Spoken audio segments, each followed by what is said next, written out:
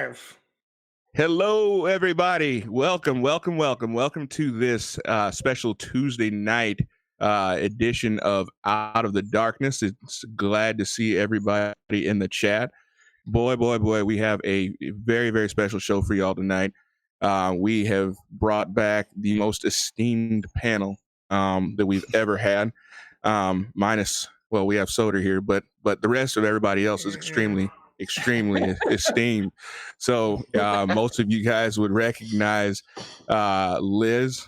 I wasn't sure if she would come back after the last show. So why not? No, it's more just we can be a crazy bunch. We can be a crazy bunch. So I appreciate you coming back. Thank you very much. And you guys all recognize my, I don't want to call him little brother because he's my younger brother. There you go. He's not really little. He's almost taller than me, but he's a grown man. So Mr. C, how are you doing, sir? Not too bad. Fantastic. Good to see you. Good to be here.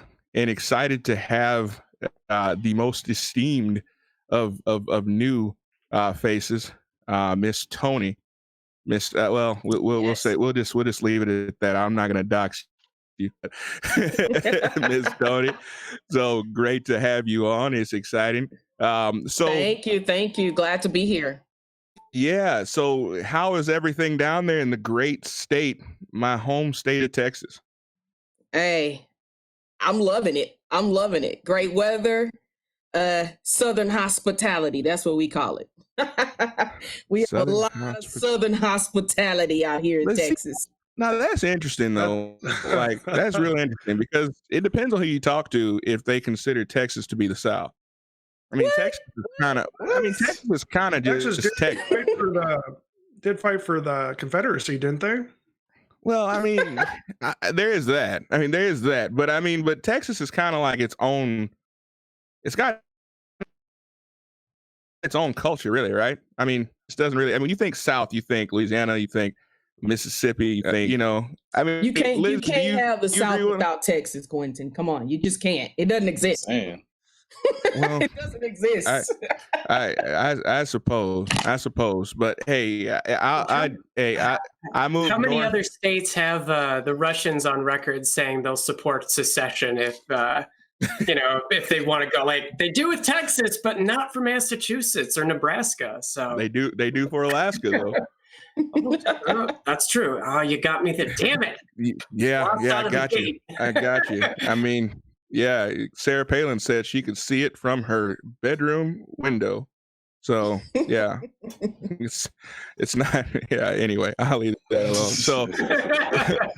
So a lot of cool things happening down in Texas. So let me just give kind of a little bit of because we still got people joining. For some reason, I need you guys to help me out. Those of you that are in the chat, and those of you that are subscribed to the channel, please. Monitor as often as you can our community page.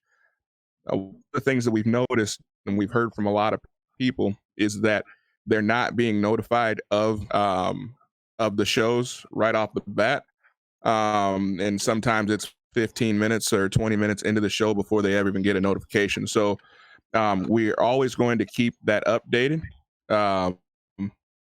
And so just monitor it, those of you guys that aren't in the Discord, and we'll do a better job of letting the people in the Discord know what we're doing. Right, Soder?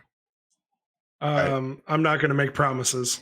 We'll try. Well, we haven't been doing a very good job yet. So any increase in activity would be better. So we'll work on it. Now, to be fair to me, I wasn't the link. See.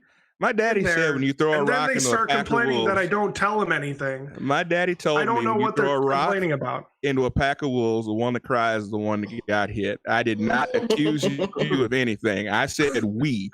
And then all of a sudden you go all defensive. So that's on you, bro. I was trying to take collective responsibility for the situation. So and I'm saying I don't understand what they're complaining about because I was telling them what was happening. But you got to give the people what they want, man. So yeah, we are. And I did. I don't know what they're whining about because I did it. And then they started whining that I'm not telling them stuff. So, all right. So real quick. So while we're on this subject, it's not the subject at all. But since I have Tony, I don't get a chance to talk to Tony as often as I would like to. And there's so many things happening in society right now. I'm going to get off on a tiny rabbit trail. But Liz, you and I were just kind of talking about religion a little bit off the show. Hey, we ain't about to go. We're not going too crazy. But so Tony, I want your honest, unadulterated, unabridged opinion on what's going on with Kanye West right now. Of what? Kanye West. Well, you know what?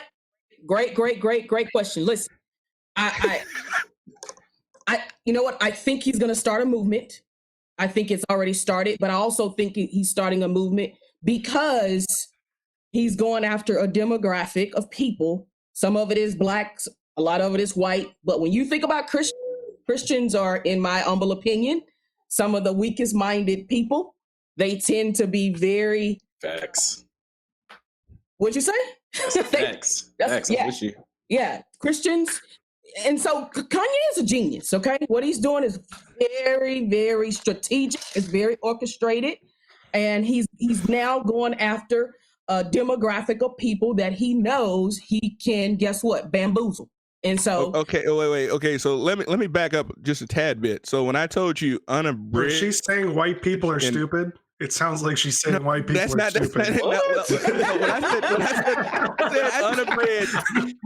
I didn't quite mean make it there. I mean, yeah, like, it's tighten it up a tad bit. I mean, you can say Baptist, you can say Catholics, all the Christians. That's like 8 billion people. She didn't say every Christian was like Christian. No, I did not. I did not say Christian. She didn't say. I didn't. Well, narrow it down. Right, She but said it's a Venn diagram of overlapping circles, you know. Thank you. Thank you. Oh my. Thank you. He's killing me. I hope your mama isn't watching tonight. He's reading my mind. He's reading my mind.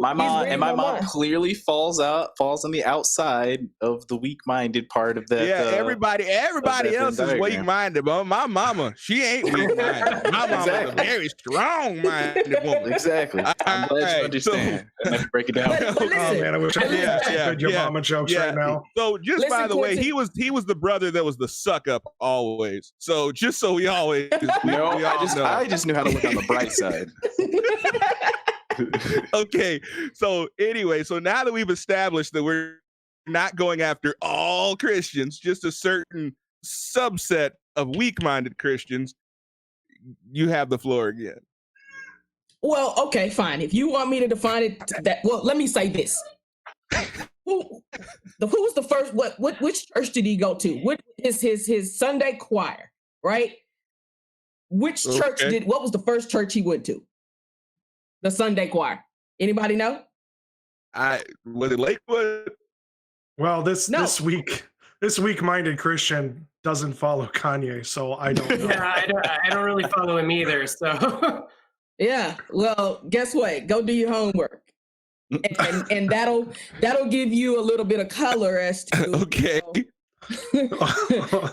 Color. You know, so there's a certain demographic, absolutely, that he's going after, and guess what?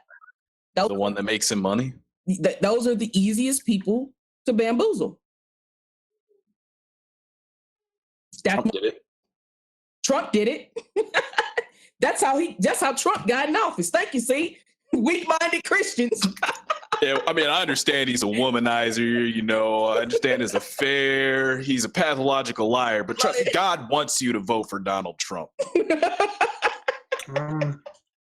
So really, you just think you're smart. God also rose up Babylon to punish the Israelites too, so I'm not sure that's a good one. Oh, who just... Did Q leave us and come back? I dipped out and came back. So okay. I didn't mean to offend your boy like that. So wait, who you offended me? Hey, C got to repeat what he said. What'd you say? C's got to repeat what he said. Go ahead, C. Bring it back.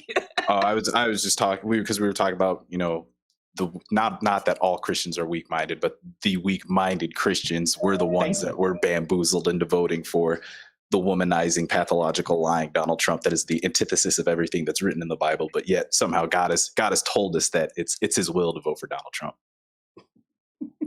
Where are you guys getting this from, by the way? There was an evangelical pastor that was on Fox News, I want to say 2 weeks ago, who almost verbatim said that it was God's will, or that and so this person speaks for all Christians and all just the weak-minded ones. So how many? Give us numbers then. Like, are we talking 50%, 80%? I don't have enough factual information to make that assertion. Like 13%, but I think it's enough. It's enough for a evangelical pastor to get on TV and say that this is what he believes is God's will. So and he's not the first and won't be the last. Right. I mean, wasn't Trump like out on the campus of was it Liberty College, misquoting the Bible, like 2 Corinthians or whatever it was? Like, but I mean, it is what it is. He called Revelations revelatory. He said he was asked like, what his favorite passage in the Bible was. Like, I like the whole thing. The whole Bible is my favorite. Like, okay, what's wrong with that? I mean, don't you love the entire What's wrong Bible? with that, Q, is clearly he called Jesus Jesus. Ecclesiastes is the best book. Hey man, he's a multicultural man. Hey, multicultural. What? Hey man, oh, you must be talking about his employees, the undocumented immigrants that he tries to keep out of the country that somehow find themselves at work at his properties. And the ones he doesn't pay, he bamboozled. You know what I'm saying?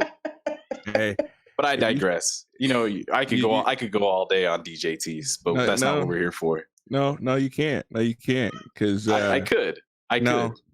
I haven't even started. I haven't even got started. But that's not. No, we'll save it for the 24-hour stream. No. We're gonna circle the wagons back around to this one because I'm gonna reclaim my time. I'm gonna reclaim my time, and we'll get into talking a little bit about it. So, I'm sorry. Were you done with the whole? Tony, I lost you for a second. I'm done. Okay, I'm done. So you feel that Kanye is starting a movement? You feel I do. That, I think he's starting a movement. You think it's a good movement? Do you think it's a bad movement? I mean, well, I think that's a good question. I don't know yet. Okay, so you're on him. So I don't know yet. You're cautiously optimistic. I'm cautiously optimistic, but when we're talking Kanye, I don't see it well. Okay. Well, I mean, it's a big deal. So, I mean, I figured I would ask the question. Mr. C got scared and ran. All right. So my people across the street are doing some weird stuff with fireworks. Okay. All right. Like a libertarian paradise. Well, it's right up the road from you, Soder. So, All right. So question real quick. So we are today going to be discussing the idea of racism, which, man, it's a big topic right now. It's a huge topic right now. But I feel that it's kind of the big bad boogeyman in the corner that nobody really likes to address. And when we do, we don't often have good substantive conversations about it because people are either turned off by it or people feel guilty or whatever it might be. I don't know. But people don't like to have actual conversations or constructive conversations about it. So we had a conversation on social media a couple weeks ago discussing whether or not it was possible for minorities to be racist. And I didn't think that was even a discussion. I didn't think there was any discussion to be had. I mean, my immediate answer was yes, anybody can be racist. But man, there were a lot of people who felt like no, absolutely not, because there's no power, there's no system that minorities control. Therefore, they could not be racist. So we have a fine assortment of minorities on the panel tonight. and we want to discuss it. So Tony, let me ask you this: do you feel that minorities are capable of being racist, and how do you feel that manifests itself? Short answer is no. I don't think it's possible. And my reasoning is because racism is rooted in two things. Pretty much what you just said, economics and power. When you think about and you scroll back, several hundred years and you think about racism and how it began and what it's rooted in, it started out with Europeans coming over here to the Americas, as they say, and they wanted free land and they wanted free labor. And so that's really the root of racism. And when you look at a group of people, because that's what racism, it's race, it's a group of people. So it's not individual. I think most people get racism and classism intertwined or mixed up. And so when you look at that second word, I didn't hear it. Classism. I'm sorry, classism. Yeah. No, don't worry. So, I just was like, what was that other ism? Yeah. Okay. Yeah. So I think people get racism and classism mixed up, and I think they kind of intertwine them. But when you look at purely racism and you look at race or a group of people, and you look at the economical power and wealth that white people has established over here in this country, I just don't know how it's even possible for minorities to be racist. Now, can we have classism? Can we be prejudiced? Can we discriminate? 100%. But I do not believe we can be racist. I don't think it's economically possible for us to be racist. It's just, I don't think it's possible. Okay. I think, and somebody in the chat said the same thing. You need to define racism, because the type of racism you're talking about is, systemic racism. You have to be in control of certain systems to effectuate that type of racism. But racism at a level such as, I don't know, even something as simple as I don't like you because you belong to this group, or I'm going to treat members that aren't in my particular group at a substandard way. I think that's inherently racist. I mean, it doesn't have the same effect. Like, yes, we're not seeing generations of people suffer as a result of that racism, but I don't think that changes the definition of what racism is. Well, I think real quick before we get too far in the weeds. So Google is describing or defining racism as prejudice, discrimination, or antagonism directed against someone of a different race based on the belief that one's own race is superior. Now, based on that definition, Tony, come on now. Really? Well, you know what? So this goes into a whole nother, I don't even want to. Let's go. I don't even want to open up this can of worms, because I also come on, everything. Please. So wait, hold on. Okay. Quick, before we open the can of worms. So Liz, you're taking all this in. So tell me this. So do you agree with that? Do you believe that it's impossible for minorities to be racist? Well, let me posit it this way. What would happen in the moment if I were to call Tony the N-word? Right? You would see that stream would end. No kidding. So by this type of thinking, I am immune of being racist. Why?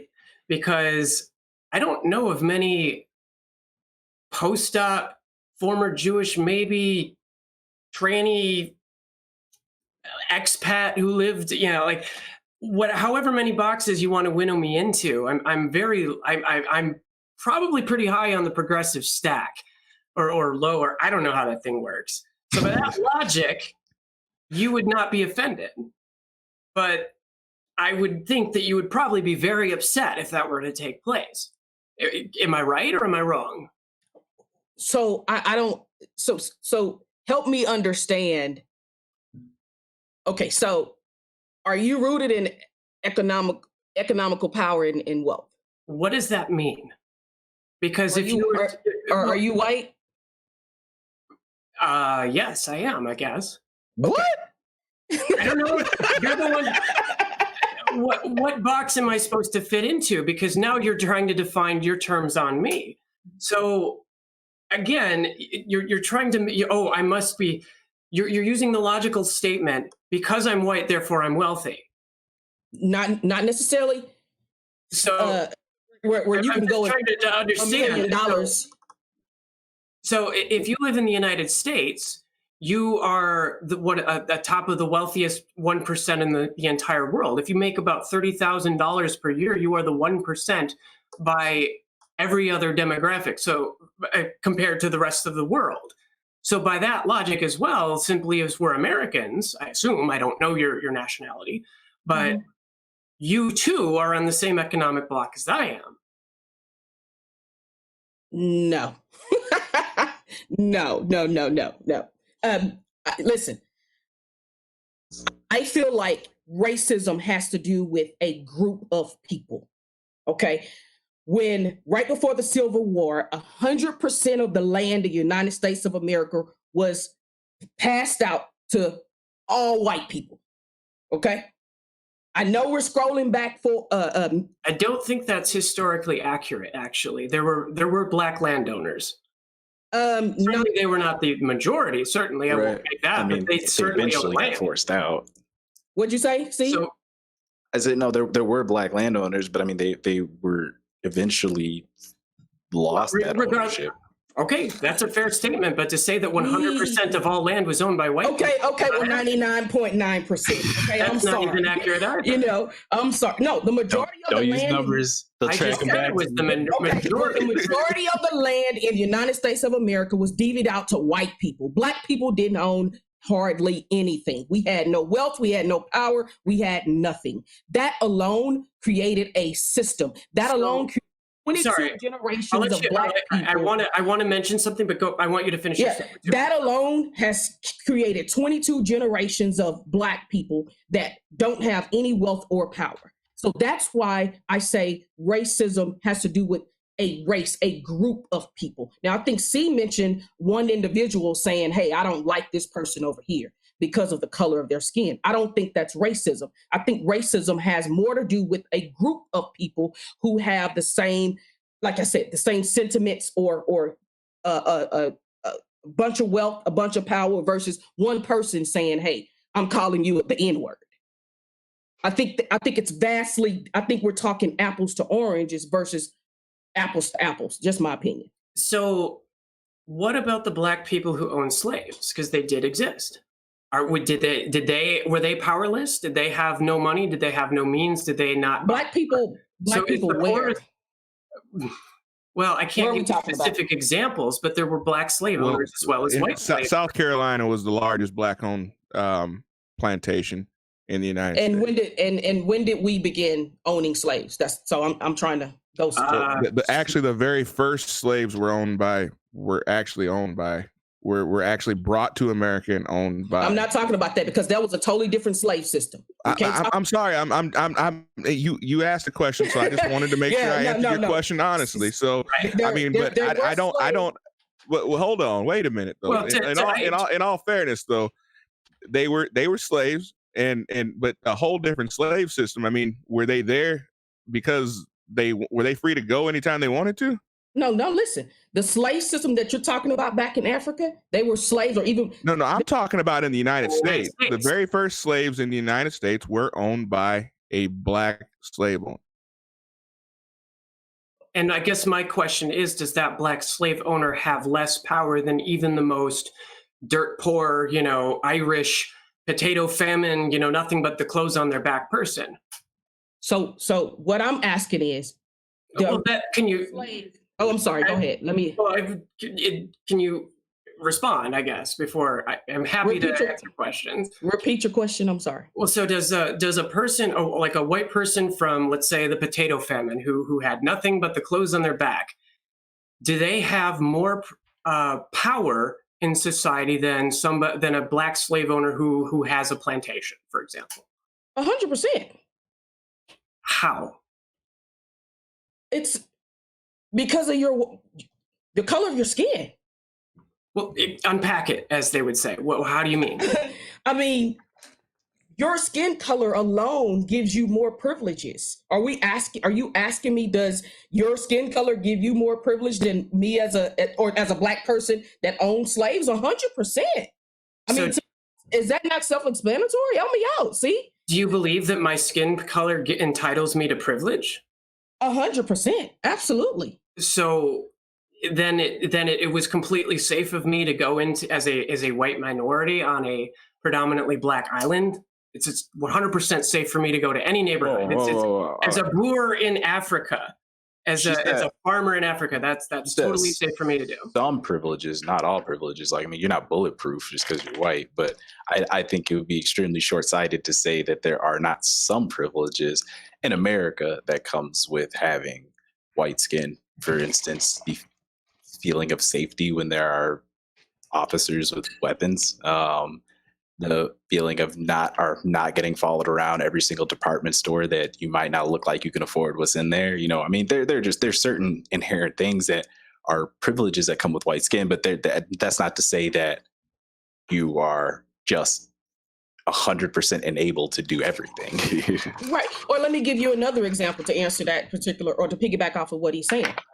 I send in my resume with my birth certificate, Shamonda Young, on there. They're going to automatically know that I'm Black. Don't dox yourself. Okay. Don't dox yourself. Oh, that's not a real name. Okay. Yeah. So you take, all right, good. You take a Black person's name, because we typically know, by a person's name what race they are. Okay. What your name is, you put it on the top of a resume. Guess what's going to happen? Or you walk into a bank, or let's say you send in your application electronically through to a bank. Based on just my name, someone is going to stereotype me. Somebody's going to take my application and set it in a different pile just because of my name. So you believe so that white privilege. So you believe that by simply I get whatever I want, essentially. No, just like C just said, I'm not saying you get everything you want. That's not what I'm saying. There are certain hurdles that people of color experience that are just non-existent as a white person living in America. Yes. And so that's kind of this overarching idea of white privilege. It's not to say that your life is easy. That's not to even say that everything, you don't have to work for anything. That's not what the understanding of this is. It's more of it's like it's extra steps, whereas a white person, it may be step 1 to step 2. Sure, step 1 to step 2 is going to be blood, sweat, and tears for you, but for a Black person, it may be 1A, 1B, 1C, and then we get to 2. You know what I'm saying? So it's not so it's yeah. Okay. Can I ask you something then too? Because my family was raised Jewish. So after World War II, when Jews were put into death camps, they were gassed, they had their possessions taken from them, they had their lives destroyed, their families murdered and whatnot. A large number of Jews came over to the United States, and literally with less than nothing. And in 4 years, the income average equaled the same as the native white population. After 4 years, after literally having nothing and having your family and your community and everything destroyed. I guess the question I would have is that what would need to happen in order for the specter of slavery, since it seems as this is a huge impact on Black people's lives. What would it need to take in order for the Black community to finally reach that parity and say, okay, we're good now. We can move on from the past. You're asking the wrong hombre. I understand that slavery was a blight on society, but me personally, I can't. My dad came over from Nigeria, and like you said, you talk about the Jews coming over here with nothing in 4 years. Like, my dad came over here with nothing, and I haven't gone a single day wanting for anything. So I can't speak to that specter that you spoke to. I think it's a fantastic question. I think that smarter people than me should look into it. But yeah, Well, so let me try to answer it as best as I can. I can't promise you I'm gonna give you the right answer, but let me give it to you the way I have it in my head. Okay. When you think about this country, every single policy, every single rule, regulation, and law that this country was built on was to oppress the Black person. Okay. I mean, and no offense, Tony, I'm just sitting here laughing because I've been very fortunate in my life and in my business. But I'm going to sit here with all readiness to listen to probably the wealthiest person on the stream tell us how oppressed Black people are. I'm waiting with open arms to hear about how oppressed you have been, my sister. So go ahead. So let me explain it to you like this, okay? Wait, I'm sorry to interrupt a Black woman, but it's been a few minutes. We've had some super chats. I'd like to get them read before we go ahead. Get too far off into the weeds. Don't lose that. Don't lose that. Don't lose that thought. But I just this felt like a good opportunity. I could interject these. First up, we have asphyxiation with $2. Thank you, buddy. Diversity is our strength. We was kings. Does anyone know what that means? I don't understand that reference. Next up, we have Sakaki Onsai. Lady, go live in Korea and then talk about it. I think that he's talking to you, ma'am. And lastly, Asmodeus with right off the bat, we're seeing the non-dictionary definition of racism, prejudice plus power, used that was made a few decades ago to fit a narrative. Okay, there we go. Okay, so the floor is now yours. Yeah. So I guess the best way for me to explain, like I said, I may not be explaining it correctly, but I'm just giving it to you how it is in my head.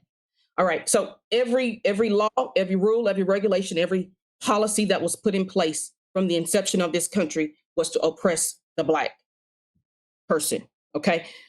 Unfortunately, when you're talking about 300 years of slavery, then another 100 years of Jim Crow, you're talking, 20-something odd generations of Black people that were oppressed. If you really think about it, we just began. Matter of fact, my mother, I know your grandmother lived through the civil rights movement, okay, which means it wasn't that far away. So when you're talking about racism being in every fiber of this country to oppress specifically, as a matter of fact, when you think about, let's say, like you said, you're Jews, and I respect that wholeheartedly. Well, maybe I'm literally wearing a crucifix right now, so maybe that's in question, but. Right. I respect that grind 100%. Like he said, his father was a Nigerian. He came over here and he pulled himself up by his own bootstraps and was able to be successful. I'm first generation college student. I've been able to do very well in my life. Okay. How can a society that's that racist allow for Black people then to move up the social ladder then?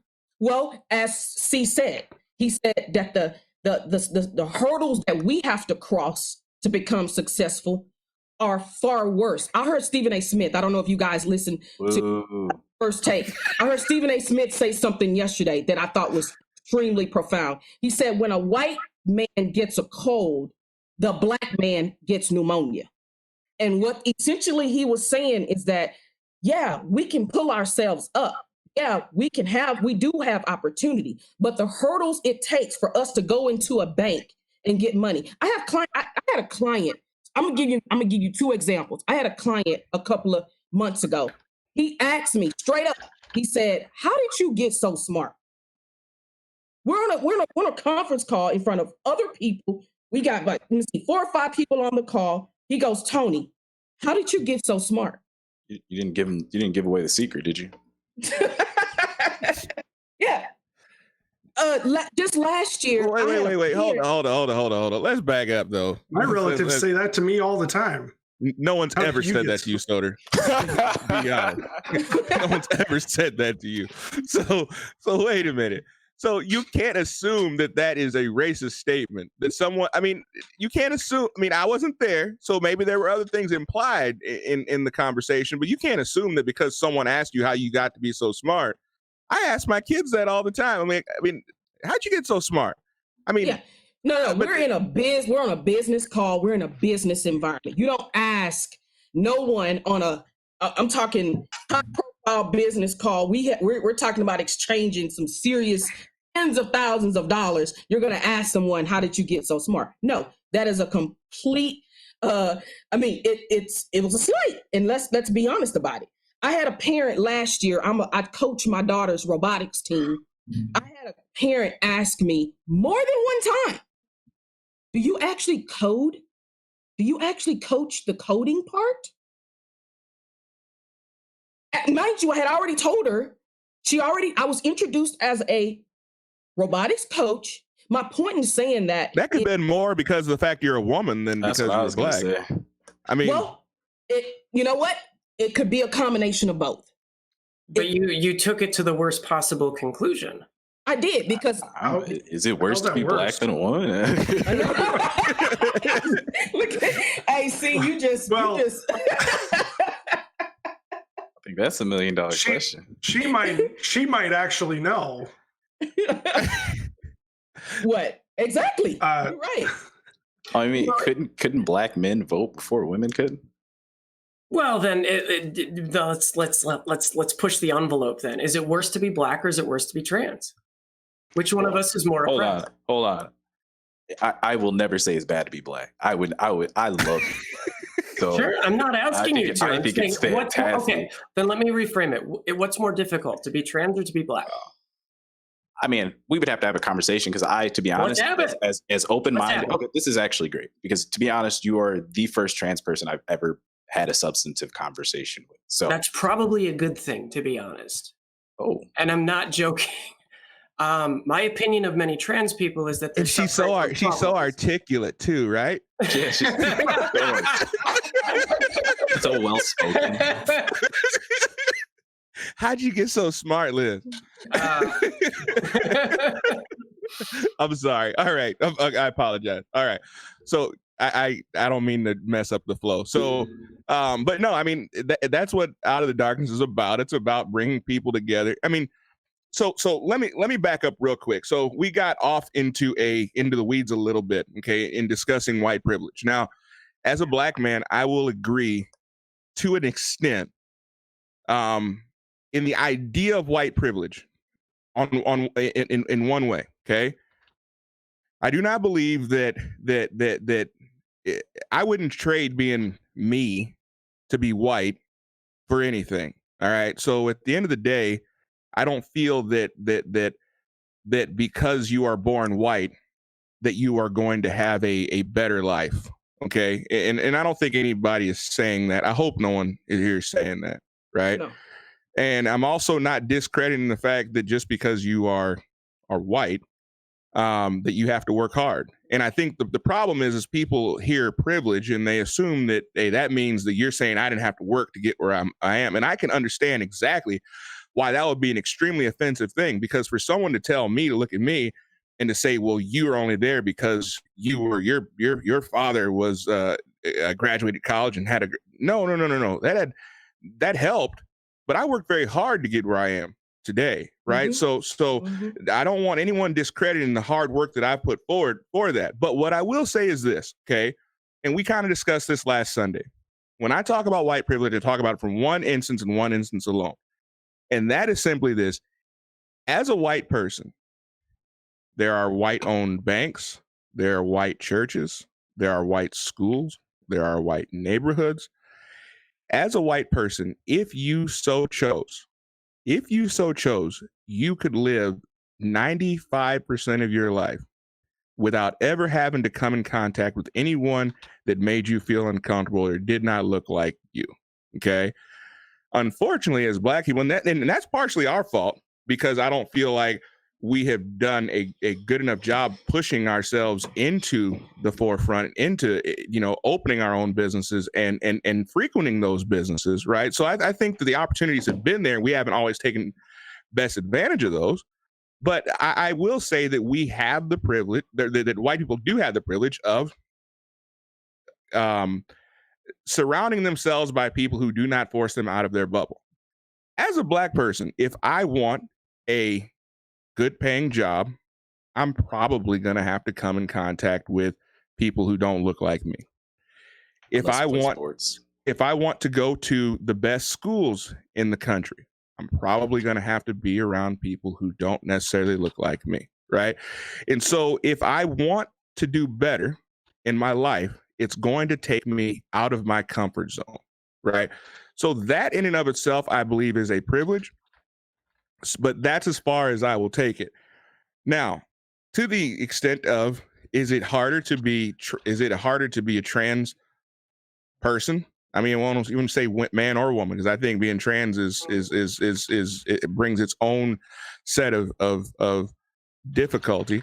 But let's talk about that, because it seems like, to be honest, that is the new civil rights campaign, right? Is LGBTQ rights, right? I feel like Black people have kind of been put on the back burner. With a blueprint, bro. And LGBTQ rights have been put on the forefront. So Liz, take it away. Help us out with it. Well, I mean, if you want to catalog all the difficult things that I've endured, I mean, I've had to completely change my past. I've had to, legally speaking, all of the various government documents. Look in the chat. People are calling me a guy. So I'm not even afforded the basic dignity of respect from strangers on the internet. It's awful. So, but in all seriousness, though, I mean, someone just called me white, so I'm equally offended. But considering this, I put a lot of effort in my appearance, and I like to think that I transition at least reasonably well. But I'd say so. In a lot of cases, if I didn't, that would put me at great physical harm, where strangers would beat the shit out of me simply for walking in the wrong place at the wrong time. I actually have been told things that I can't repeat on YouTube when I applied for a job and they did a background check. Now, these things are illegal, of course, according to the equal opportunity things and whatnot, but I don't fixate on it. Why would I truly really want to work for a racist or a transphobe or whatever it is you want to attach to it? I don't define myself based upon my sexuality, and I don't wear it like a burden. It's just one small part of who I am. And so in doing that, I'm actually one of the few minorities who is able to say, you know what, you should transition from one thing to the next and not be stuck in the middle, because I think trans too have a high rate of suicide. They have a high rate of mental health problems. They have a high rate of criminality and homelessness as well. Partner abuse, substance abuse, you name it. So to suggest that the first thing you were to potentially see about me is my skin color, and then come to the conclusion that, well, I can't be racist or I haven't endured difficulty or what have you, is flat out wrong. I mean, I would go so far as to say that one of the most racist things that you could say is that Black people are incapable of being racist because we're Black. I mean, that's kind of putting limitations on us, right? I mean, we can aspire to be racist one day, right? Wow.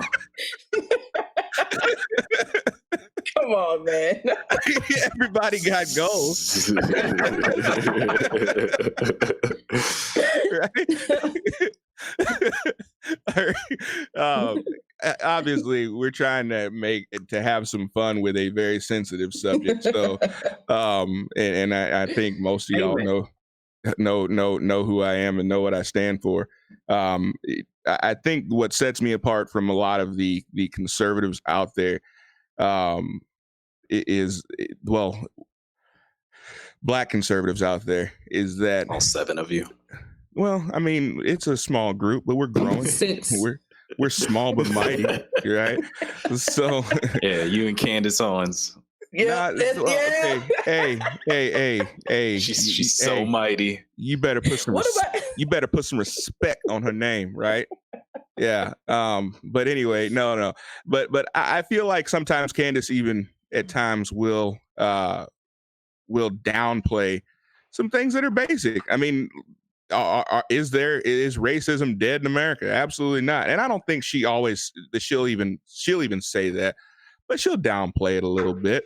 But I think that if I was going to list the 10 most important issues or the biggest issues that I face on a daily basis, racism wouldn't make the top 10, right? And you got to remember too, like, racism now is like, I understand that there are still lingering effects of racism, but like somebody was saying, like, you can't be racist today without just being completely demonized now. You know, you want to talk about, I think it was you and I were having a conversation about some of the advertising on like Fox News.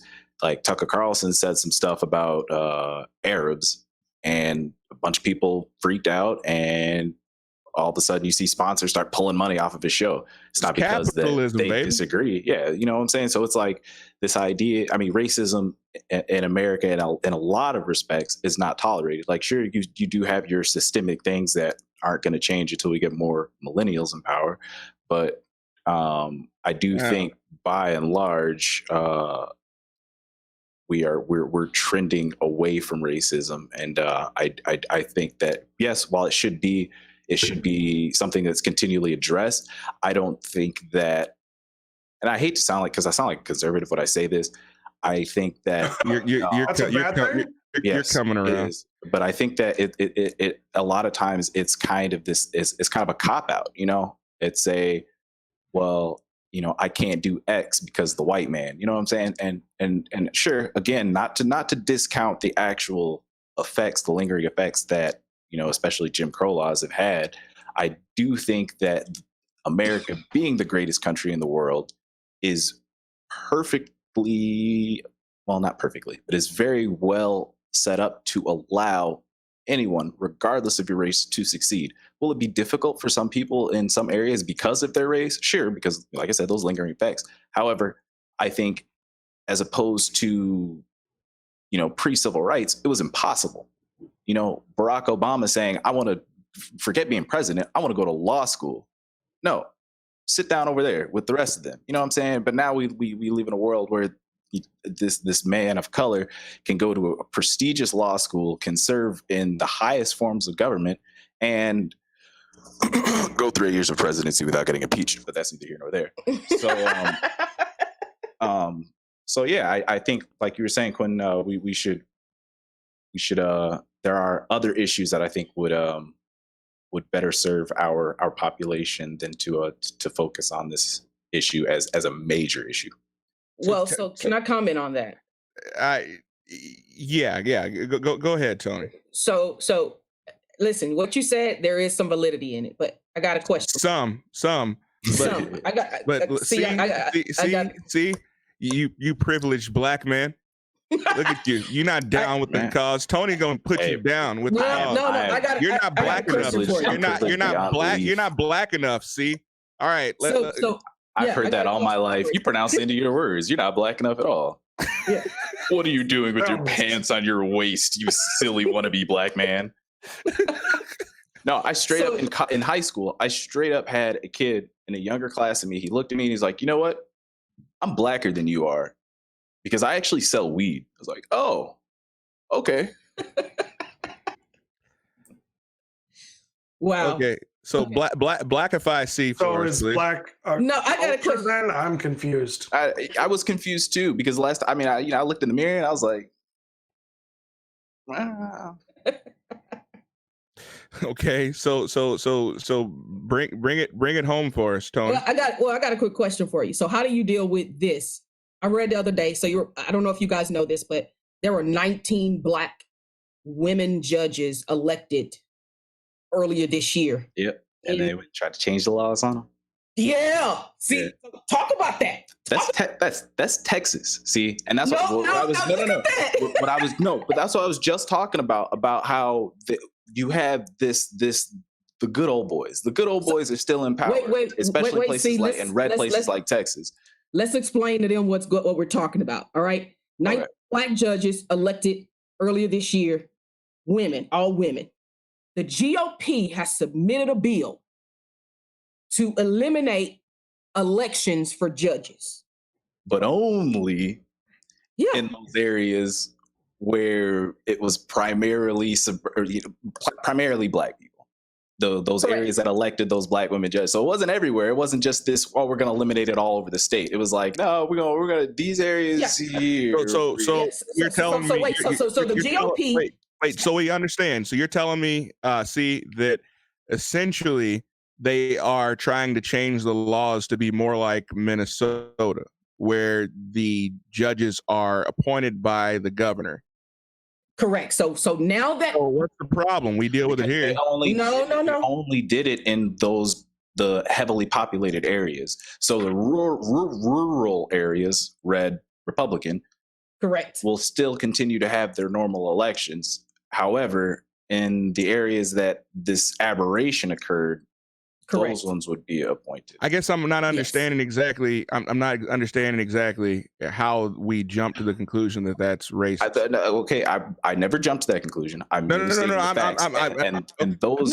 saying that those are the facts. And I mean, why are you changing the laws? Why are you changing the laws? Laws change all the time.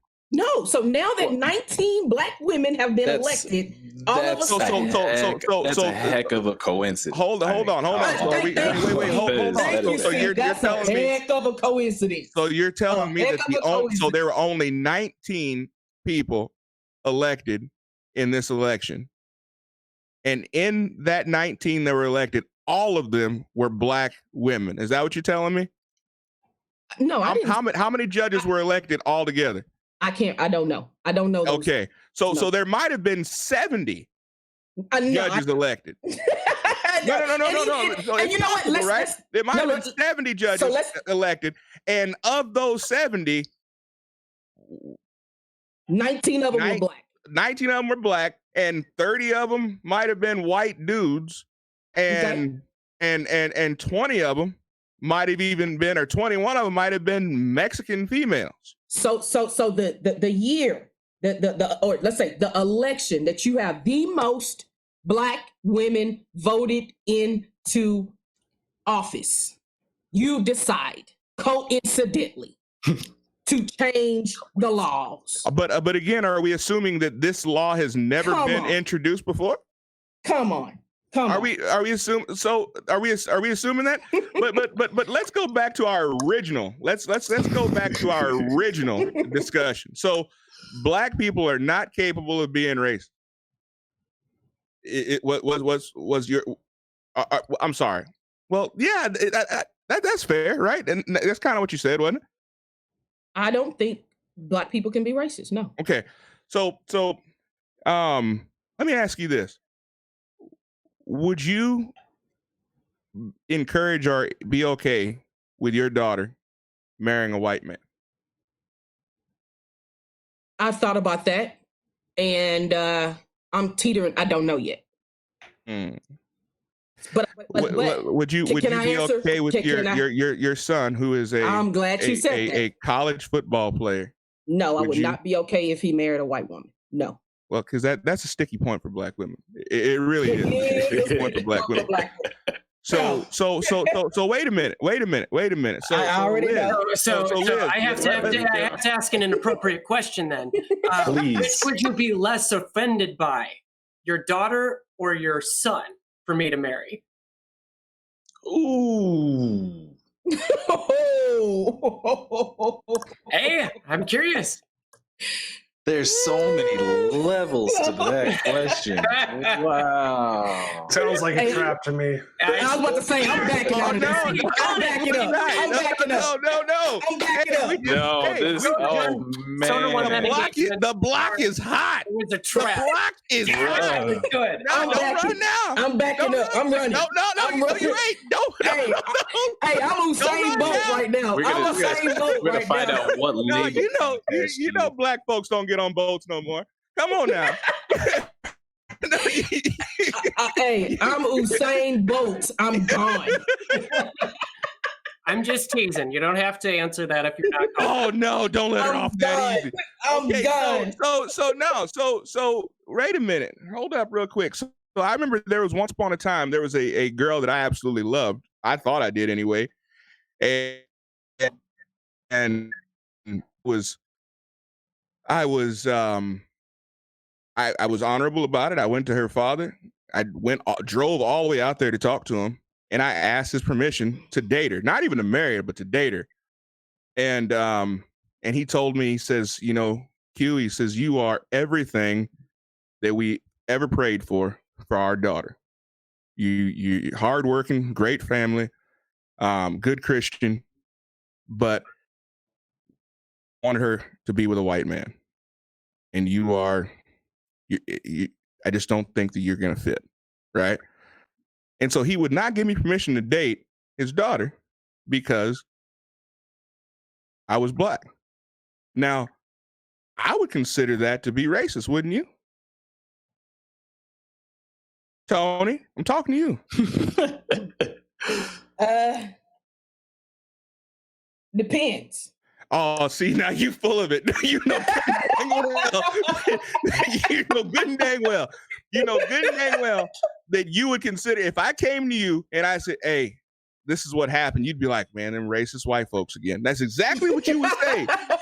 But if your son brought home Liz and said, hey, Ma, I'm in love, you would have words.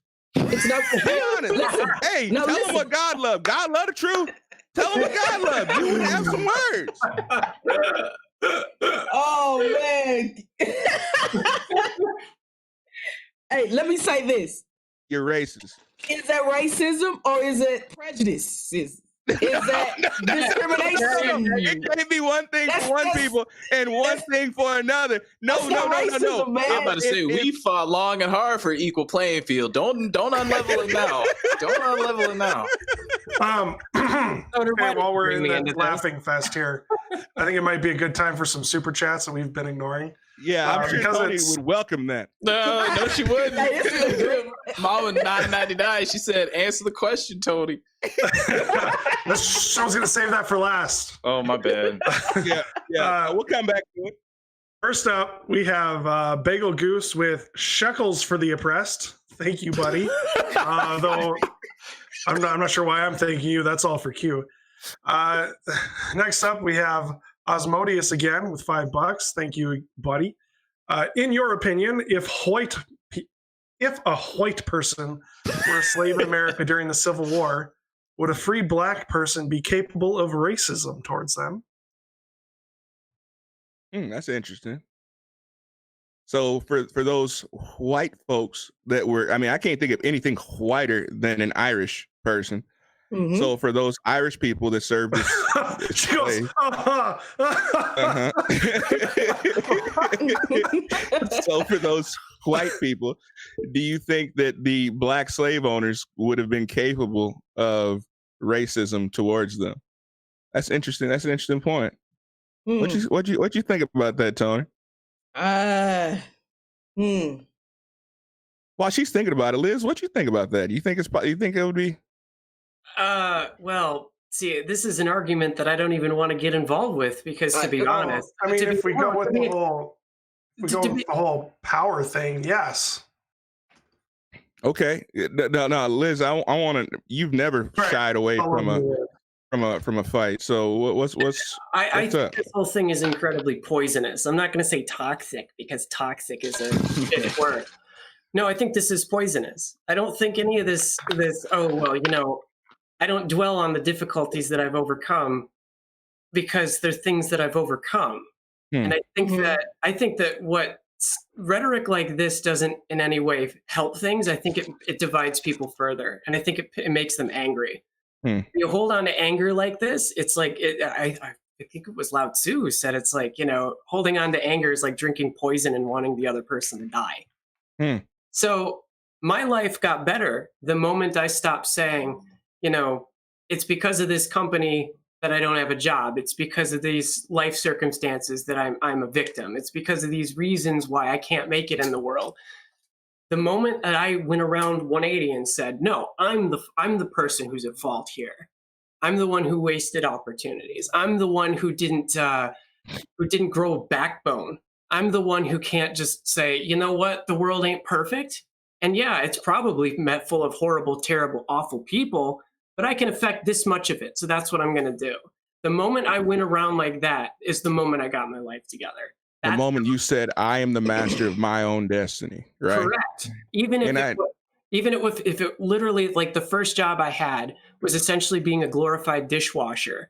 I fell asleep on the train, and I had to work double shifts, and my manager was terrible, but it allowed me to pay my rent. And that was something I took incredible pride in. And so, I didn't have the same out of school opportunities that my parents once had, or previous generations had, or the millennial generation has I think they have a lower, certainly a lower standard of living, but also a lower life expectancy. Yeah, I can look at all those factors, but I can say, I got to get to work tomorrow. I have 2 jobs I got to work. So that's what I'm going to do. So having these theoretical discussions and tiptoeing around it, I don't think the world is made better by saying, this whole thing is you yourself are guilty of this original sin of being white. I don't think anybody benefits from that. And I think in fact it pushes people to the opposite conclusion, where it gets to the point where if you push someone into a corner, they'll just start killing one another. One of the greatest things I think our Father did for us was refusing to allow us to use our skin color as a crutch. He did never diminish the fact that we were black. That wasn't something that he would do, but it certainly was not a crutch that was used. It wasn't a discussion to be had. We were of superior breeding. We were of a superior group, and we were going to be the trendsetters. And that was his argument. And see, if I'm wrong, tell me. But you're right.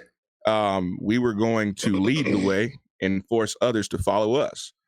And that's the way we've carried ourselves even into adulthood. Now, the thing that scares me is that with all the talk about race and some of it very, very, it can be very toxic. I'll agree with you on that, Liz.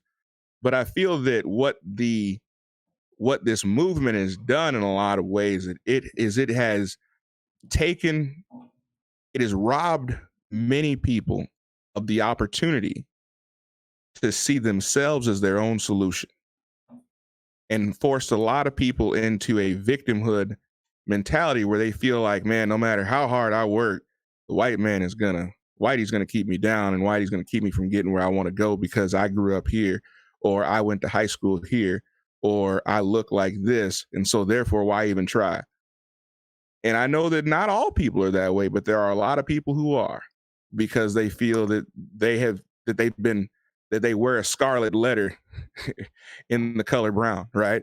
Because their skin looks a certain way, that they are limited in their opportunities and limited in their access. Now, I'm not going to sit here, Tony, and disagree with you in the sense that, you're going to have to work twice as hard possibly to get half as far. That might be the case. And it sucks and it's not fair.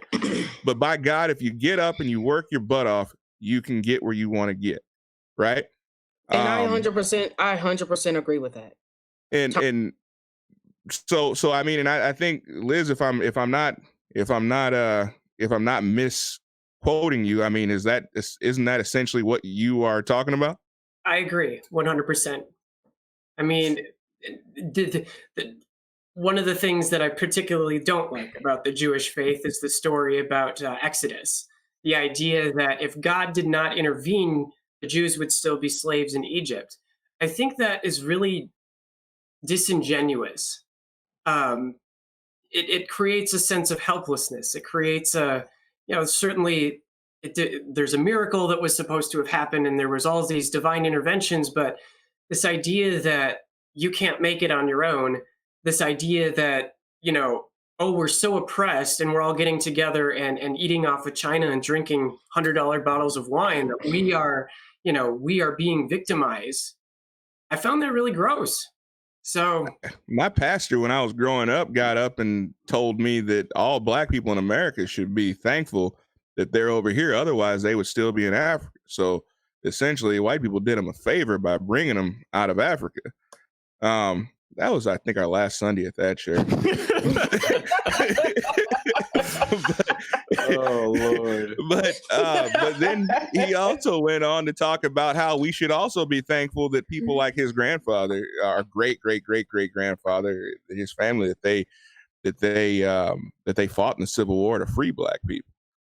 So I don't know if there's that much different in the sense that we look at people like Abraham Lincoln and look at different people and say, hey, you know, had they not fought for the cause, y'all would still be in shackles. Which, I mean, I agree with you, Liz. I believe that technology would have come along. I believe that people would have, and we've seen it a lot. I mean, C and I were talking yesterday, Tony. I was watching this, I was looking through some books right now. The kids are doing a study on Black inventors, right? And just Black people of history, prominent Black people of history, right? And there was a picture of Martin Luther King next to a bus after he had won the great busing battle, right? Mm-hmm. And so on the front of the bus that forced Black people to sit in the back of the bus, on the front of the bus was a huge Pepsi Cola sign, right? So Pepsi Cola used that bus as their advertising emblem on the front of a bus that Black people were not allowed to sit in the front of, right? And I thought, man, it's amazing what capitalism has done in forcing. I mean, that would never happen today. It would never happen today that a major brand like Pepsi Cola would be able to remain intact. Even, I mean, look at what happened to Donald Sterling over in I mean, he was forced to sell his team for a conversation that he had with his mistress privately. That was private, right? He didn't say the N-word once. He never even dropped the N-bomb. He said, you need to stop bringing these Blacks to my games, right? But again, it just speaks of the power that Blacks, and not only Blacks, but that coalition has. And I think that we have to look at that and say, man, how powerful have we become, and focus more on that, because we've come a long way, baby, in a short period of time. We really, really have. To look at, I mean, Martin Luther King is, I mean, what, 1968? He was assassinated, right? Yeah. I mean, that's a very short period of time for him to take that picture in a time where Pepsi Cola, a large American brand, was perfectly comfortable with advertising with a company that discriminated against Black people. Fast forward 51 years, and we can honestly say amongst ourselves that would never, ever, ever happen today. Can I say one thing? You can say everything. Go ahead. Let me say one thing. But you're going to have to answer that question. We experienced 300 years of slavery, another 100 years of Jim Crow. Coming out of Jim Crow, there was the war on drugs after the CIA planted all sorts of stuff in our community. We went from the war on drugs to mass incarceration. So that goes back into your question that you asked me when you were talking about, your Jews came here and within 4 years they were able to pull themselves up and create that wealth. Well, 300 years, another 100 years, war on drugs, mass incarceration. And guess what? We are still, as Black people, experiencing the residue of mass incarceration. Matter of fact, you got a lot of Black men that are still trying to get exonerated or getting themselves out of jail. So it's been one episode that after the next. Thank God for Trump and prison reform. Go ahead. These are the things that I don't think we can ignore. So yes, Black people do have the opportunity to pull themselves up and get things going. It's going to be harder. You're going to have to scratch and crawl to get there, but you can do it. I've done it. My brother, I know plenty. I got friends that are attorneys, doctors, and they're doing very well. I got one of my best friends right now sitting right under the CEO of Schlumberger, which is an oil and gas company. Listen, we can do it. The opportunities are there. Like I say, you got to scratch and crawl to get there, but you cannot ignore the obvious. So 300 years of slavery, another 100 years of Jim Crow. We went into the war on drugs. Then we went into mass incarceration. It's a lot to deal with. I would agree. And we've had a lot of discussions about mass incarceration. We had a lot of discussion about the war on drugs. And we'll have to get you back on to talk about that. We would probably disagree with the fix, but we both want it fixed. We would probably disagree with how we want it to go about being fixed. Disarm the police. Well, I mean, and I forgot to mention the welfare system that messed us up too. So that's a part of all. See, you'll agree with Quentin on that one. The welfare system was a total disgrace for us, but that's another conversation. I mean, so anyway, I would say before racism that you would have to put the welfare system up there as one of the worst things that happened to the Black community. I'm with you. 110%. When you have 75% of Black children being raised in homes without a father, that's a recipe for a lot of issues, right? I mean, you successfully raised a teenage son, and how much harder? I mean, it's not impossible, but how much harder would that have been without a strong husband in the home? Right. Much more difficult. Much harder. Right. Much more difficult. And so I think that's. I mean, again, I'm not saying it can't be done, but at the same time, when you have a system that says, hey, we're going to take care of you. You don't have to work these things out. You don't have to be a family. And in fact, if you don't have a man in the home, we'll give you more. Man, that's a recipe. I mean, to be truthfully, I mean, one of the strongest entities in this country was the Black family for a very, very long time. And that within 2 generations was brought to its knees. And so Bill Cosby. Huh? I said, thanks, Bill Cosby. And this is not the show or the time for that.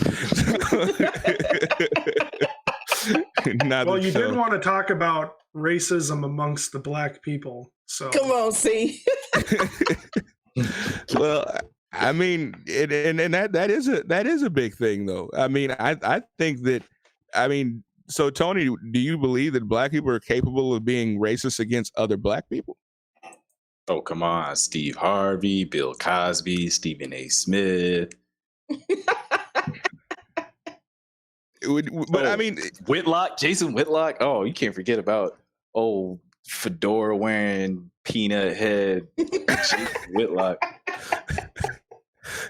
Man, you see, Liz, are you hearing these racial epithets? What's that? I mean, Van? Is it Van? What's his name?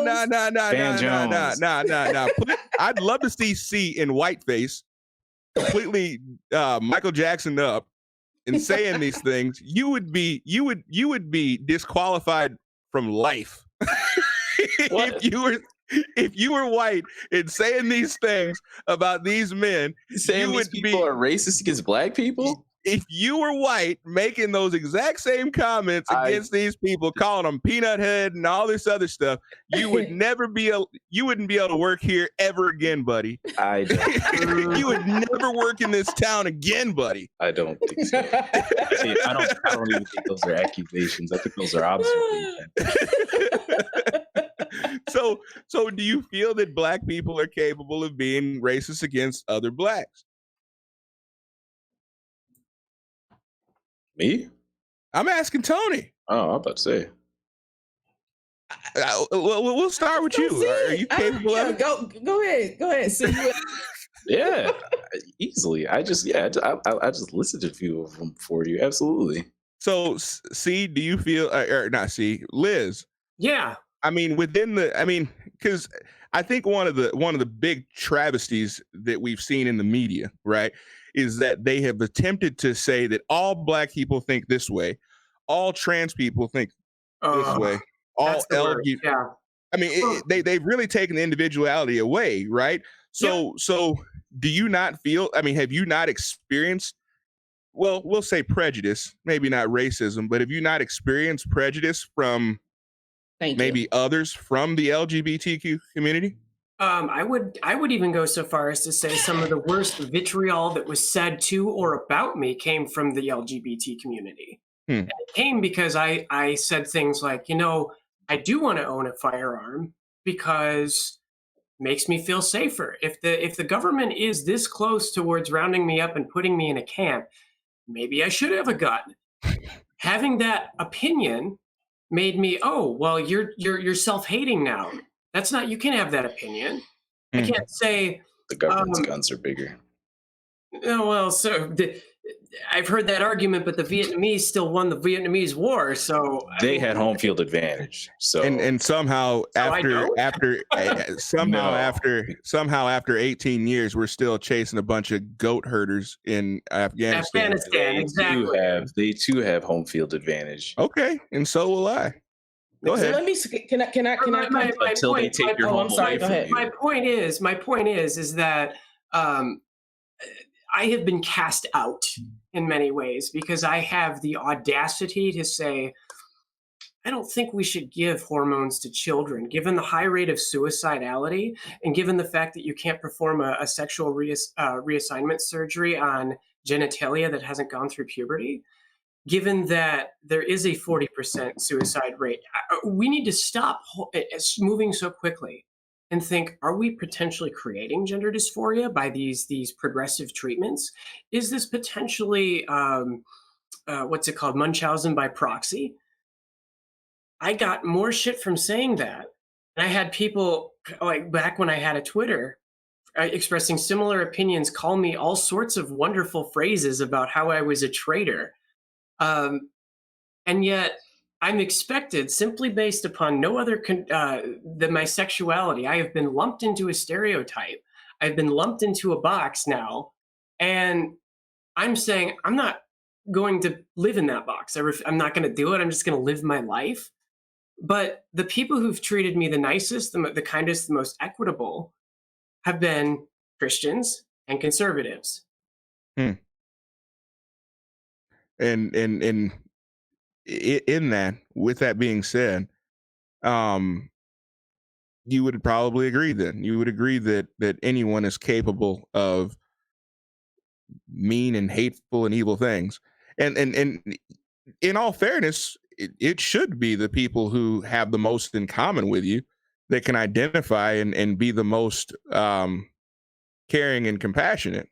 I mean, should be, but when we create these identity politics, when we create these little boxes, and say, okay, everyone is forced to be in this box, man, we really do more damage, I think, than what we do good, because we're forcing everyone to think a certain way, act a certain way, look a certain way, and if they don't, they are excommunicated, and we have to get them out of here. And I think we've done that in the Black community in many ways. Would you not agree, Tony? 100%. 100%. What I was going to say a minute ago is I have to be honest and, ask for forgiveness, because up until about 6 or 7 years ago, I didn't really even do business with Black people. In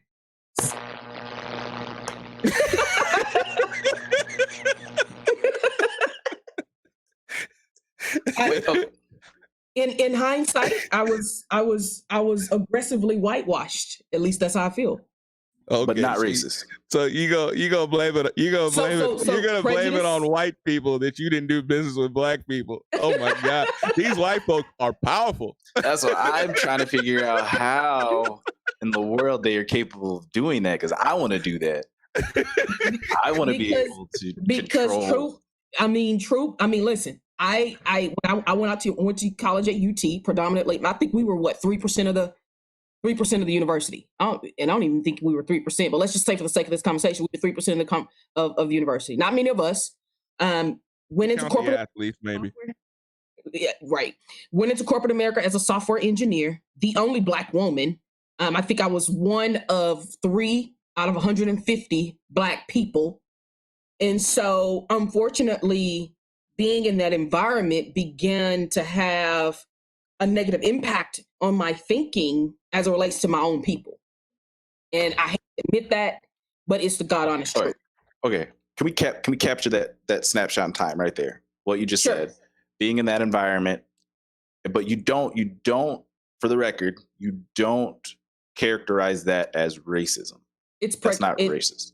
No, because I didn't have any sort of economic power. Okay. So you did though. So hold on. So I have a question. So if you take a rural, I hate that word, but a non-suburban white child who spends their entire life around white people, their only exposure to people of color are through movies, TV, music, and what have you, have no idea what the Black experience is. And they go through life with that exact same mentality, being around people that whitewash them through no thoughts of their own. They don't actively take this mentality, I don't do business with Black people, but just through their environment, have this subconscious thought to not engage in business with Black people. Would that then be racist simply because not them themselves are of any part of the power structure, but simply because they exist in a world that their skin is white, therefore those exact same actions make them racist? Unfortunately, yes. Okay, because that's where my I guess my non-understanding, my confusion comes in. Because I okay, so what if it's a mixed kid? You see what I'm saying? Like this, Obama? Hey. What if it's a mixed trans kid? Oh boy! Wait, what? Yeah, like let's add another layer to this. There's tiers to this minority thing. That's what I'm saying. There's levels to this. There's levels to this. That's why I like, excuse the pun, I like it when it's black and white. This is racist. This isn't.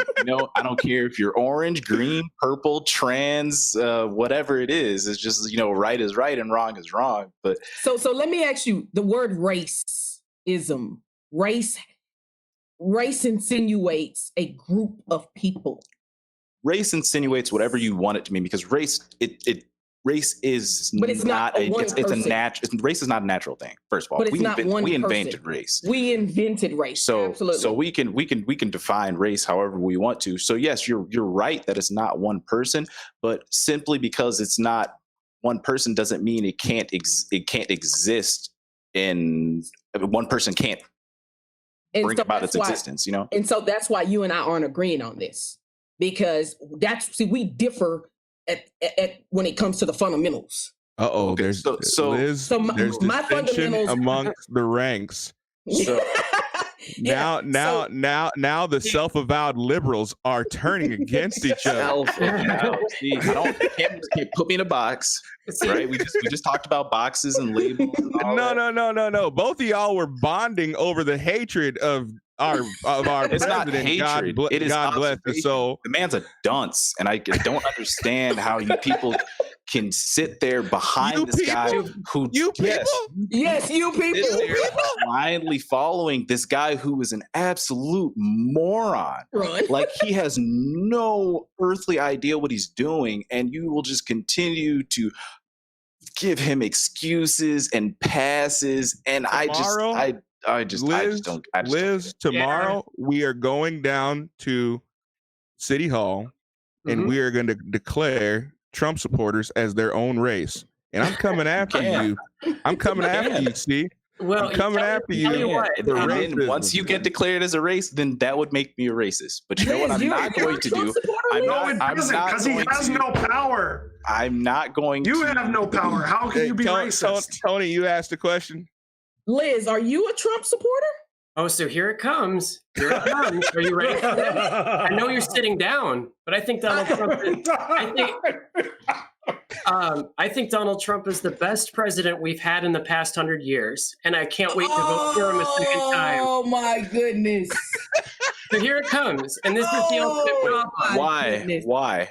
So I don't have to explain myself to you. No. Okay, that came off really accusatory. And Yeah, maybe it's because you want to talk about privilege. You want to talk about these things. I've been sitting here listening to the two of you basically insult me.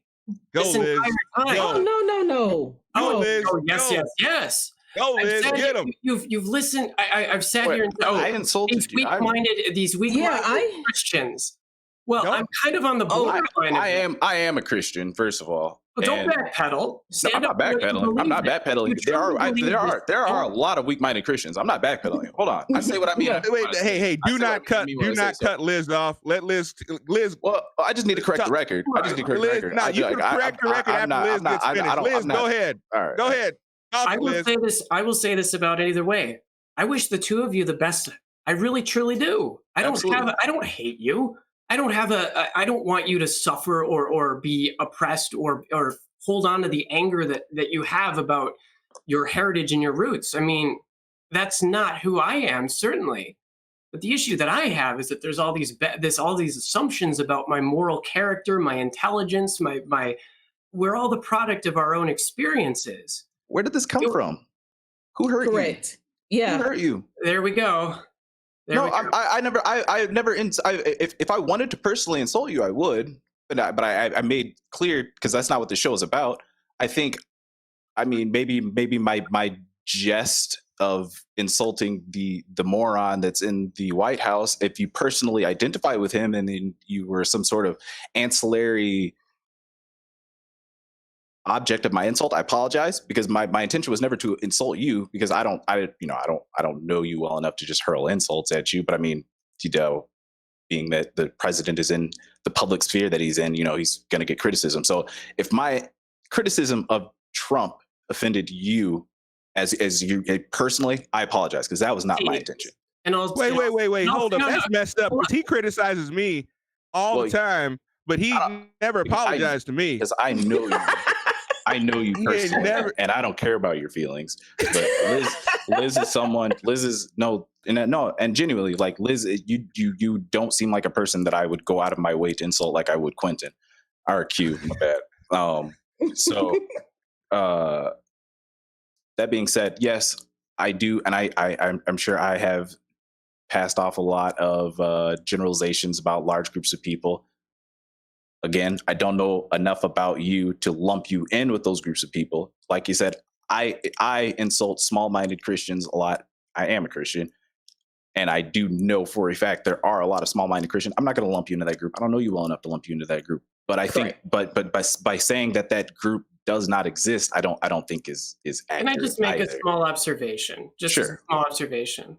I didn't know you could skate backwards that fast. Wow. That's not skating. That's not skating. Let me talk here. Keeping it real. It was more shocking, more disturbing in a way, I think, given both of your reactions, that I voted for Trump than it is that I'm trans.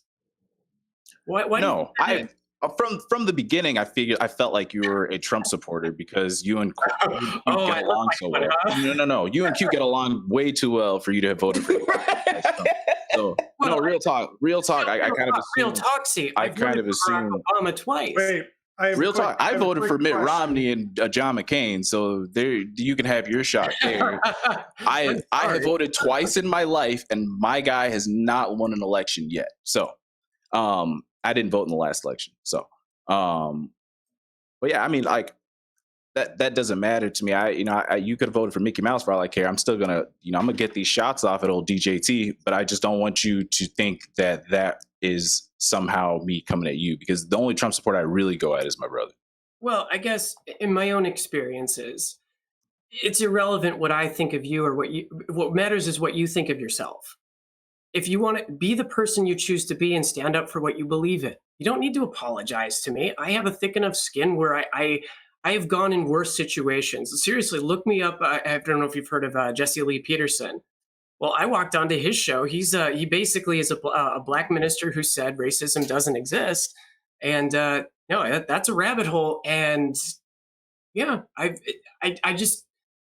beyond the point of being offended at this point. And I mean this I'm not trying to be sarcastic. Seriously, I want you to be successful. I want Soder aka Snodge, to be successful, and Q and Tony and all of us. That's the point. Have the strength of your convictions to stand up for what you believe in, because in the end, your integrity and your faith and your strength of character is the only thing that's going to get you through these things. That's what got me through my surgery. That's what got me through figuring out my family. That's what got me through the difficulties I had in life. It didn't come from outside or a government entity or a program. It came from within. And I know you have it as well. Absolutely, I do.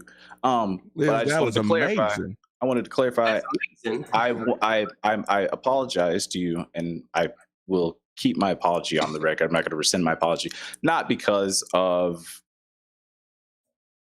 any other reason besides the fact that I felt like what I was saying got misinterpreted or misconstrued, and I wanted to make sure that you knew, and that you continue to know, that I would not ever intentionally insult you yet.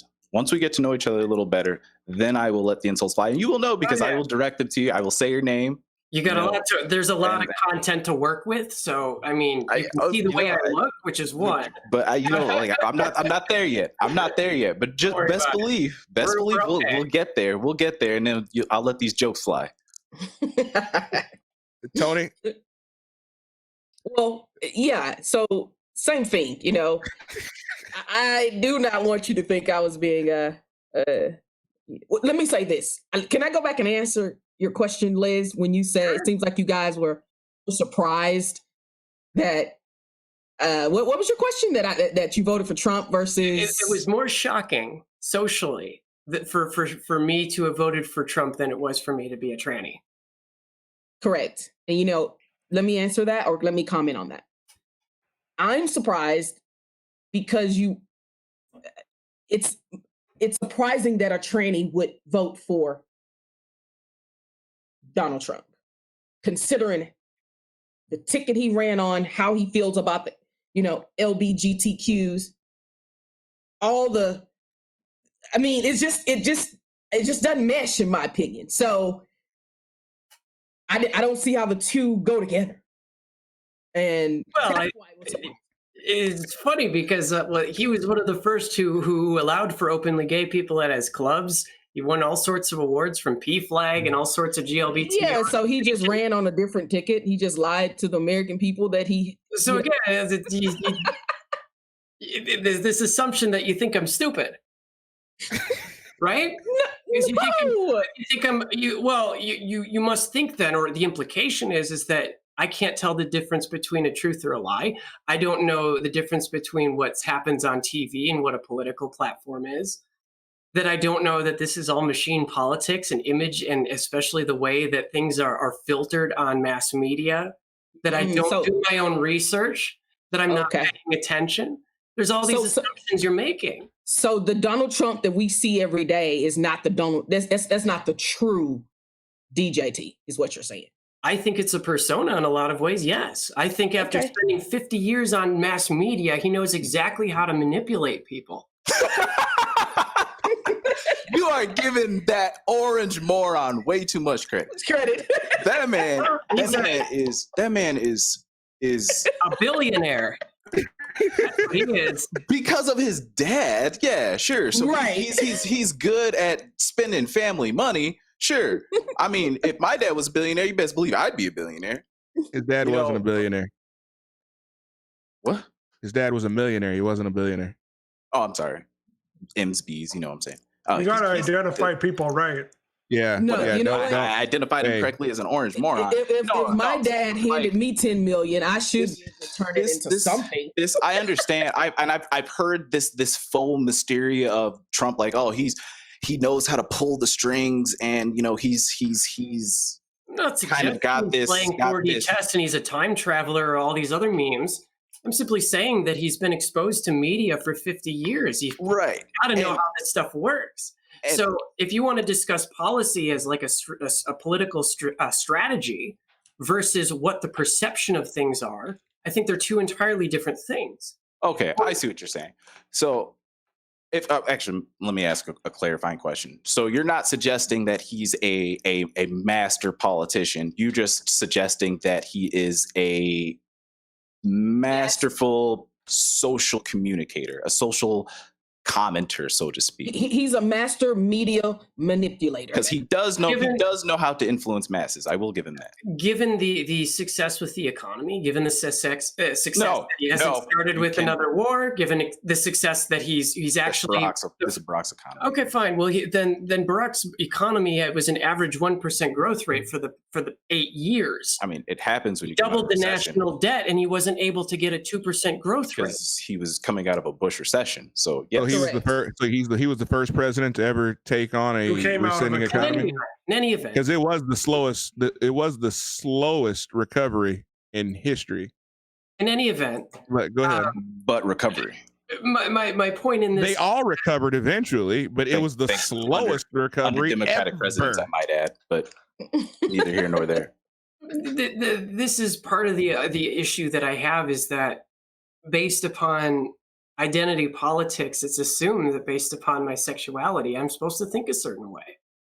That is an issue. Certain way, and the attitude is this, like when I mentioned that, when Tony asked me, "Did you vote for Trump?" Whoa!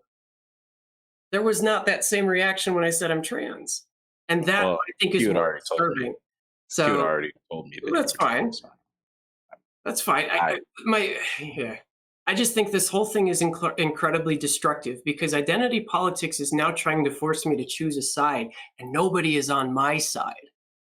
The only person who's on my side is God, and the only person who's going to get me out of a problem is myself. I can't rely, when the chips are down, people are in it for themselves. So I have to go with my own best interests. So right now, the economy is booming. I'm back in the United States, so I can earn more money. So when I can finally relocate to the island that I want to live on, there's just more safety by comparison. I can own a firearm here versus there. So yeah, times are good for me. They weren't under I voted for Barack Obama because I was done with the wars in the Middle East, and Barack just drone strike half the Middle East. I was tired of the horrid economy that no amount of Keynesian intervention could somehow resuscitate. And so I saw the Democratic establishment trying to say, no, it's actually the gun, not radical Islamic terrorism that murdered 50 people at a gay nightclub. That's what I saw. And the opposite of, and the response to that is, well, you should stop being so stupid. You should stop, you just need to listen to us and put us back in power. No, I don't think so. So let me go on the record, Liz, let me go on the record and say, I 100% respect everything you just said. I respect you for your thoughts. I respect you for your ideas.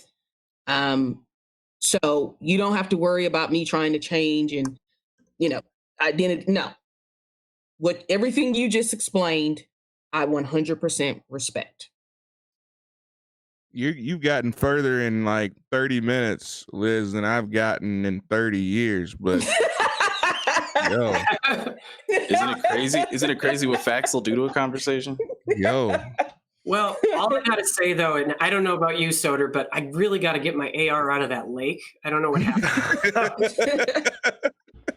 You did attach a buoy to it, right? You did put it in like I was a just PVC pipe with a. You need to do that. Yeah. Well, you better be glad that old Beto didn't come for it. So, what an idiot! Yeah, what an idiot. So, but hey, guys, we're gonna have to call it an end. We do have a bunch of super chats to read before we go. So yeah. Let's go ahead. Let's go ahead and get through those super chats, and then we'll give everybody a chance to say their closing thoughts, and we will go on to call it a night. So go ahead, Soder.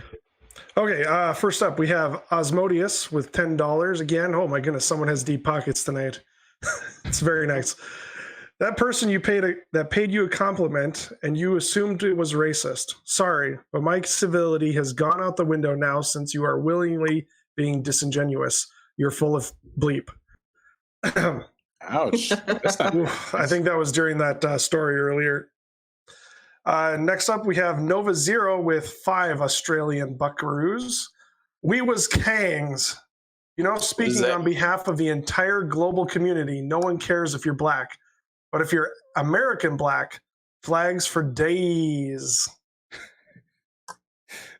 Okay. I'm sure these things are going to get snipped. What were you saying, C? Oh, what is this We Was Kings thing? I feel like. Don't ask me. I don't know. I feel like I don't know at all. Ask the chat. I'm sure you'll get a level-headed and even-handed response. Oh yeah, they see. It's totally going to be a good idea to do that. Next up, hey, Sonia is asking for her $9.99 back because Tony didn't answer the question. So don't worry, Sonia, we're gonna get an answer before she goes. Go next ahead. up, super chat that got us on this whole spiel that we just ended. Sonia Derugi with $9.99. Answer the question, Tony. That's about accurate as to how that tone was. So. And another from Osmodius, the whale of the evening. I think we might need to do something for whales. We need to start that meme. In reference to the link I sent Soder in Discord, was it a hate crime? Was it racist? Yes. And the link he was talking about was that 2017 Chicago incident or torture incident where some youths kidnapped another youth and tortured him in a house. And live stream the whole thing. And live stream the whole disgusting. thing on Facebook. That was a sad day. Next up, Paulo with $3. I understand the racism equals prejudice plus power argument, since prejudice has little result when only those with little power practice it. But I also think this idea allows minorities to rationalize their own bigotries. Let's all be kind to each other.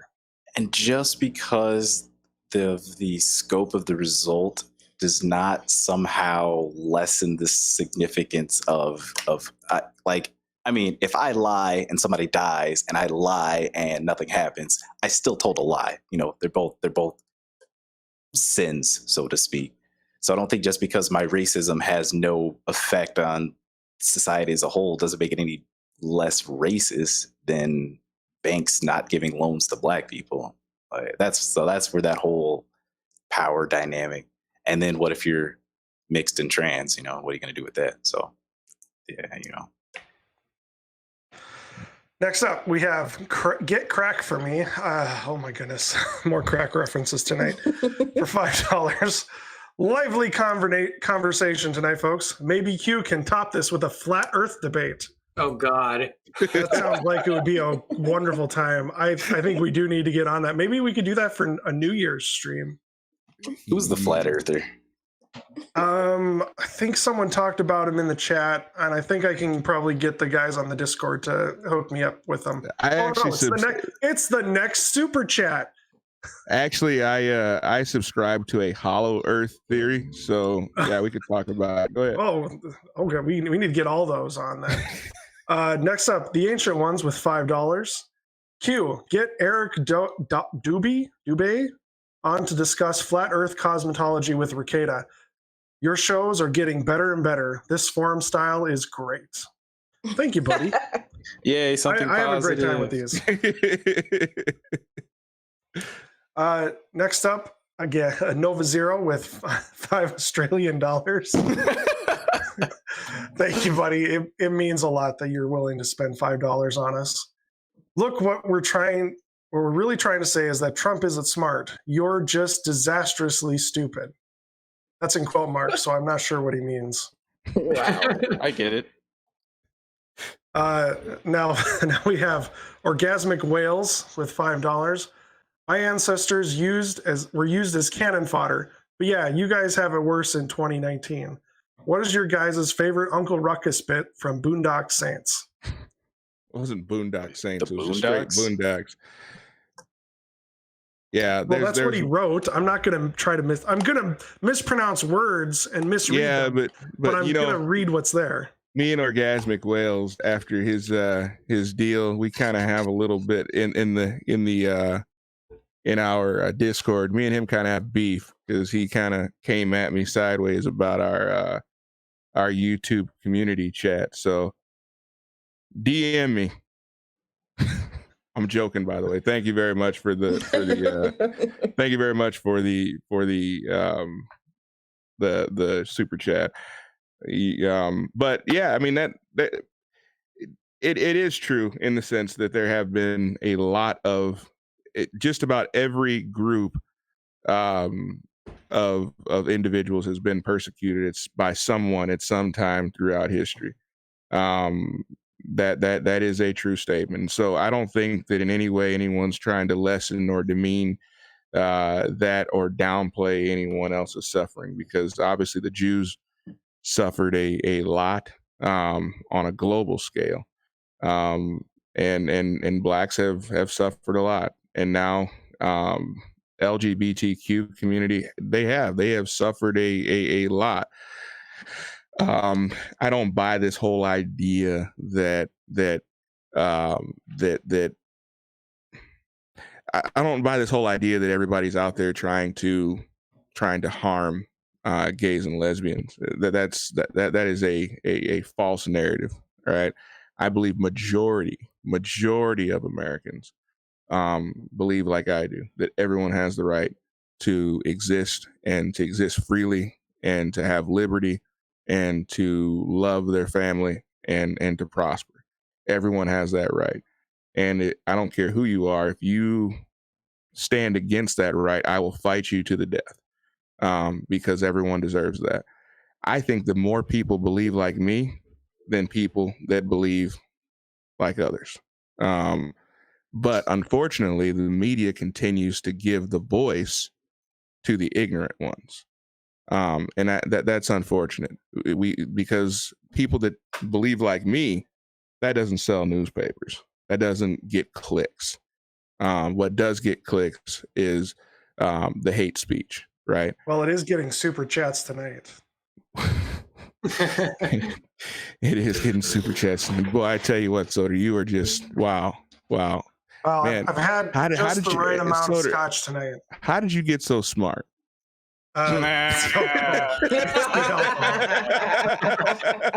helps.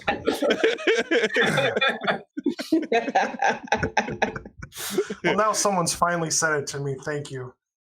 Yeah, hey, I figured I'd make during that whole spiel, we have more super chats now. Oh man!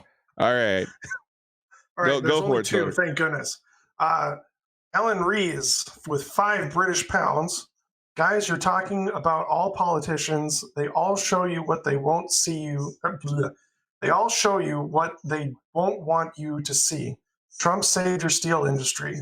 Liz, you're beautiful. No. And then up next is another from Osmodius with $2. Oh my goodness, this guy has deep pockets tonight. Because he says, deep! And that's what we have right now in the queue. If we wrap it up, we might not have to read more, but all right. Well, guys, thank you very, very much. Yeah, it was a pleasure to chat with all of you. It was fantastic. Yes. And does anyone else have anything they would like to say before we end? Tony, fantastic. Thank you so much. I know how busy you are. Thank you for taking the time. We don't always agree, but I love you. I respect you. Love you. But you're not answering that question. So what's going to happen? What's going to happen when that young man comes back and is like, hey, I met this lady. Her name is Liz and I'm in love. What you going to say? I think the question was, what was worse? Wasn't it? Yeah. Let's go back to Liz. What was worse? Liz, go ahead. I know you got that memory. The fact that she's trans. Liz, ask the question. To rephrase it, what would be more upsetting instead of which is worse? That's not what I meant, but it was more to rephrase it, which would be more upsetting. For what? What do you mean? If my honor versus my would it be more upsetting if I partnered with your son or your daughter? Oh yeah, that was the one. That's even better. I think that's what you're referring to. You didn't even know the question, Q. You're an instigator, man. Hey, you know what? He made me do it. I'm perfectly content to go into bed because I got to work both jobs tomorrow. So Hey, we're just waiting on Tony. I can't answer that question. Okay. All right. Hey, that means yeah, right. But you know what that means though, right, Tony? What? You got to come back and do another show again. I got to come back. You got to come back to another show. Since you can't answer the question, you got to come back and do another show. So. Oh man, let me go ask Curly. I'm going to ask my husband. I'm taking this straight to pillow talk. I'm getting you in trouble, Q. You're in trouble, Q. All right.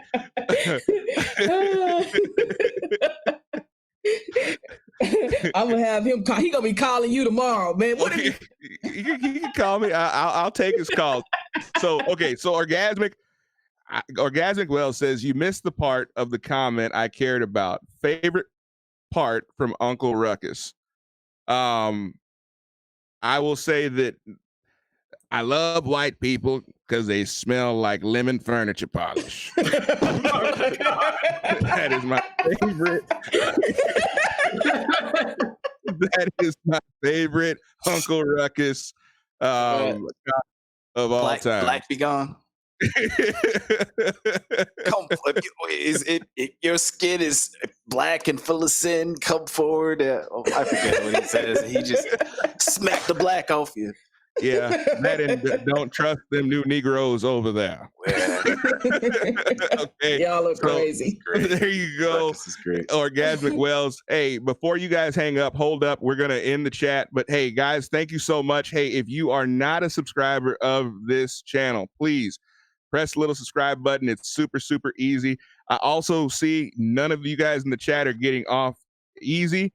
We have over 50 people in the chat currently right now that I'm seeing, and I only see 5 likes of the video. Like it, dislike it, whichever one you guys are going to do, but it needs to be done. Actually, come on, guys, help us out. 28.